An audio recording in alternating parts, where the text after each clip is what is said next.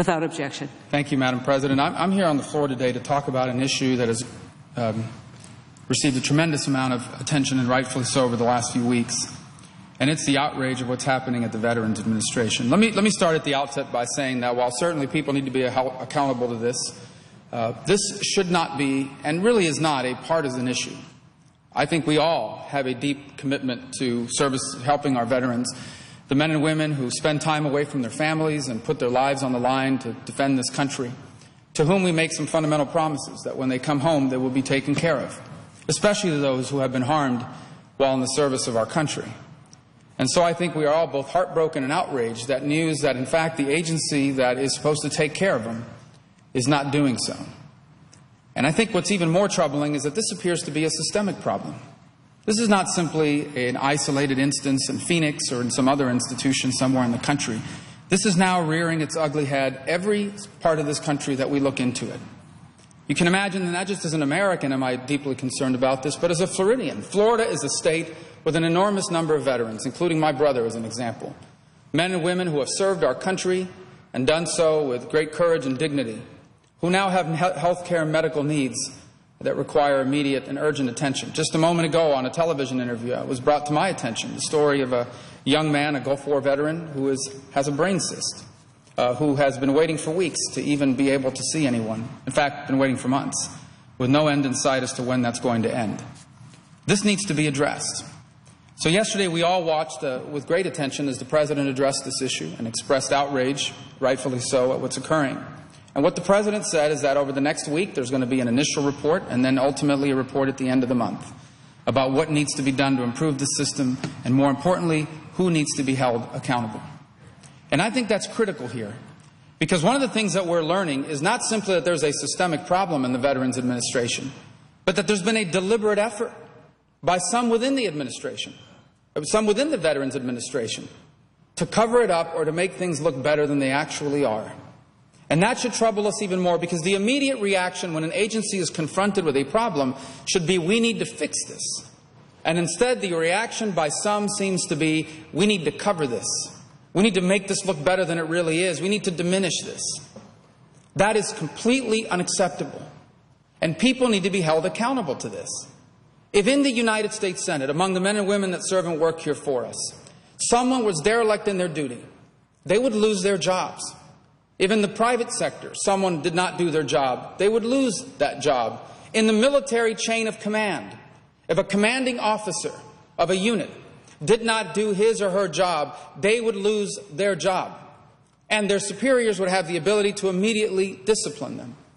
And so I think many Americans would be shocked to learn that even if the Secretary wanted today to fire executive managers within the agency, he cannot.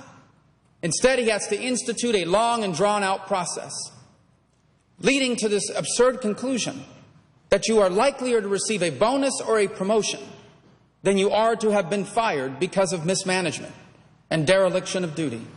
And that is completely unacceptable. Now, I think one thing we have to remember here is that the enormous and vast majority of the VA's more than 300,000 employees and executives are dedicated and hardworking people. But their department's well-documented reluctance to ensure that leaders are being held accountable for mistakes is not only tarnishing its reputation, it unfortunately is impacting many of these hardworking men and women who are doing their jobs within the agency. And so what I did a few weeks ago, in conjunction with my colleague from Florida, Jeff Miller, is file a bill, and it is a very simple and straightforward bill. Here's what the bill says. The VA Management Accountability Act of 2014 would simply give the VA Secretary the power to fire or demote senior executive service employees based on their performance. It is a power similar to the power the Secretary of Defense already has, for example, to remove military general officers from command. And, of course, the power that any one of our 100 senators has to remove a member of their staff. This bill passed yesterday in the House of Representatives, and it is sitting here on the desk in the Senate. It passed yesterday with an overwhelming bipartisan majority of members of both parties who are outraged by what is occurring and want to bring accountability. In a press conference yesterday, the White House indicated that they are very open to this concept. and that, in fact, they were interacting with leaders on it. We called the White House and asked them about it. They also indicated an openness to it, though they did share they have some concerns. They didn't make any suggested edits to the bill. They simply said they had some concerns, but in general they were supportive of this concept. Earlier today in an Appropriations Committee, my colleague from Kansas, Senator Moran, offered this very bill as an amendment, and it was adopted by voice vote without a single objection. And so here's where we stand. I've come to this floor here today to give my colleagues the opportunity to send this to the President before we leave for the Memorial Day recess. We have an opportunity right now to take up the bill that the House just passed by an overwhelming bipartisan majority, enacted into law by unanimous consent, and send it to the President so he can sign it. So that a week from now and a month from now, when the results of that investigation come to his desk and that of the Secretary, they can discipline and or fire the people who have not done their jobs and have put our veterans in harm's way with regard to the services the VA is supposed to be offering. That is all this bill does. Nothing more and nothing less. We are giving a Secretary appointed by this President, confirmed by this Senate, the opportunity to be able to fire employees of his agency that are not doing their jobs. That is all we're asking here. It's not more complicated than that. And I do not understand why anyone would not support that concept. And it's right here for us. For everyone around here who's talking about how we need to quickly act on this, here is your chance. In a very straightforward bill, my hope is that it will pass unanimously so that we can truly say it was a bipartisan message.